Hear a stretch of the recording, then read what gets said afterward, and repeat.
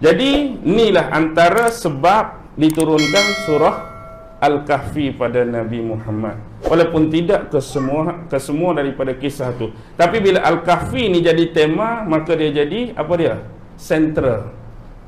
Sebab tema substansi pada cerita ni, kebiasaan Allah akan letak pada nama surah. Pada nama surah tu. Sebab tema paling utama yang Allah nak garap daripada 4 cerita. Dalam Kahfi ni ada cerita Ashabul Kahfi, ada cerita 2 pemilik kebun, ada cerita Musa dengan Nabi Khidir, ada cerita Zulkarnain dengan Ya'juj Ma'juj. Tapi yang lebih utama yang Allah nak letak secara sentral, keutamaan dia tu ada pada Ashabul Kahfi. Sebab dia melibatkan isu akidah. Plot cerita kedua, isu material. Plot cerita ketiga, isu ilmu. Plot cerita keempat, isu pemerintahan, isu politik. Itulah fitnah-fitnah yang Dajjal akan bawa. Fitnah pada akidah kita, fitnah pada dunia dan material kita, fitnah pada ilmu, dan fitnah pada pemerintahan, fitnah pada politik.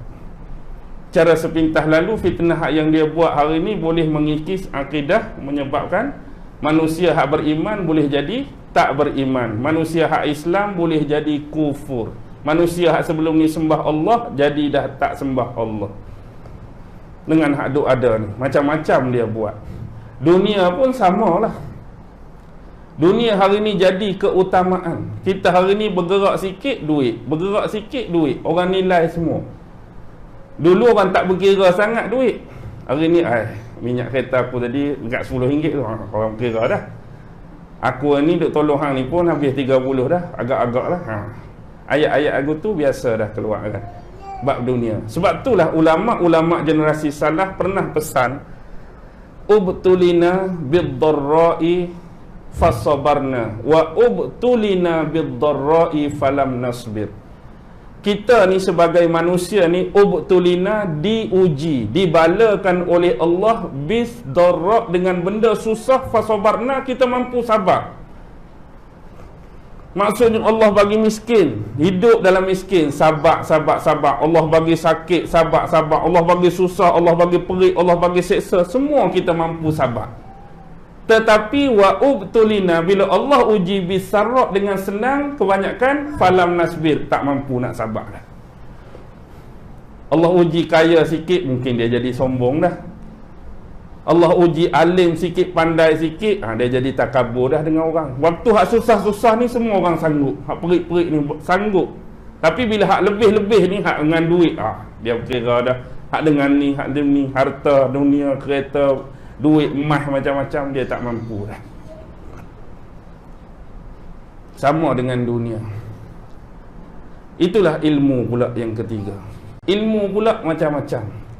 Kita hari ni kena cari ilmu yang sebenar. Ilmu yang jadi teras bagi kita ialah ilmu akidah. Bukan kita nak kata ilmu lain tak penting, tidak. Tapi yang jadi teras dan keutamaan ialah mengenal pencipta kita, Allah Subhanahu wa ta'ala. Mengenal Nabi kita, mengenal Allah dan sifat-sifatnya, Nabi dan sifat-sifatnya, agama kita dan sifat-sifatnya. Hak wajib kita percaya, terutama yang terkandung dalam rukun iman dan rukun Islam tadi. Hak lain tu sebagai pemangkin, sebagai tambahan, sebagai pengukuh untuk kita hidup atas dunia. Bila hidup atas dunia ni, ilmu dunia pun kena belajar. Hak tu jadi fardu ain, hak seterusnya jadi apa? Dia jadi apa? Dia jadi fardu kifayah. Hak ilmu belajar tentang doktor kena belajar, nanti orang sakit siapa nak rawat. Ilmu tentang perubatan, nanti sakit siapa yang nak bagi ubat, nak cam ubat, nak kenai ubat. Ilmu tentang ni, pomen-pomen mekanik ni, kereta-kereta rosak siapa nak baiki, geng-geng ni pula. Dia ada bidang masing-masing yang disebut sebagai fardu kifayah. Jadi bila ada orang dah ambil bidang tu, kita dah jadi terkecuali. Tapi hak asas ni semua orang kena belajar. Adakah mekanik tak payah belajar akidah dah? Bila dia ada ilmu mekanik, tak boleh, hang kena belajar ni. Hang dengan Tuhan, aku dengan Tuhan, dia dengan Tuhan, itu asas. Bab pemerintahan, kalau kita tengok ulama-ulama dulu ni, mereka tak pernah minta jawatan, tak pernah minta. Tapi kalau orang bagi, mereka ambil. Tapi nak minta tak, kita hari ni dia jadi gila. Betul lah lagu apa, Hukum Karma kan, kumpulan Wing tu dah. Gila harta, gila nama, gila pangkat, gila darjat. Betul ya, orang jadi gila sungguh. Hak tak ada kelayakan pun, bagi aku lah jawatan ni. Pengurusi tu kosong lagi nama tu, bagi kat aku lah. Hak ni bagi kat aku lah, hak ni aku nak, hak ni aku nak. Dia tu 10 jawatan dah dia tu. Tapi mari lagi 2 jawatan kosong, dia nak lagi. Kita takut dia jadi beban besok.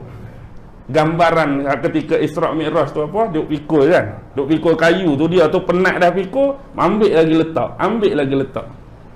Inilah orang yang ambil amanah tu banyak, tapi dia tak mampu nak pikul amanah.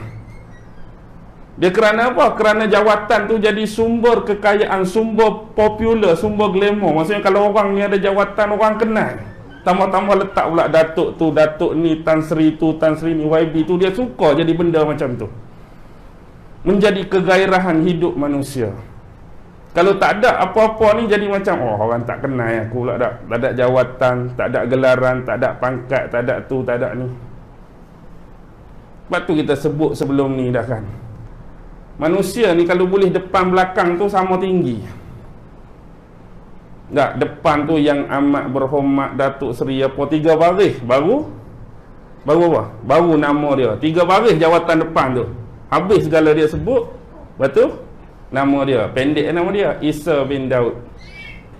Lepas tu hak belakang tu tak puas hati, nak bagi ada lagi. Dia bubuh lah. AMN PJK. Habis dah sebaris. Apa aku nak bubuh? KWSP bubuh lah. WWE ikut lah. Nombor kereta dia PNT. Orang pun tanya, tak ada lagi aku dengar pangkat PNT. Ni nombor plate kereta aku lah. Bukan orang tahu pun. Jadi macam-macam. Hak betul dia nya Isa bin Daud tu. Kalau orang kenal Isa bin Daud saja, tak ada depan, tak ada belakang tu, rasa tak puas hati. Nah, itulah sebuah sedikit secara ringkas lah kita kata, tapi tumpuan kita pada asbabun nuzul cerita tadi dan 2 pengenalan utusan daripada elit kafir Quraisy. Siapa dia? Nadar bin Haris dan siapa? Uqbah bin Abi Mu'is. Penat ni, boleh berhentilah. InsyaAllah kita ada lagi sambungan dia tak pada bulan seterusnya. Akhir kalam, apa yang baik datang daripada Allah, apa yang lemah, apa yang kurang, apa yang serba tak kena datang daripada diri saya sendiri. Wabillahi taufiq wal hidayah. Wassalamualaikum warahmatullahi ta'ala wabarakatuh.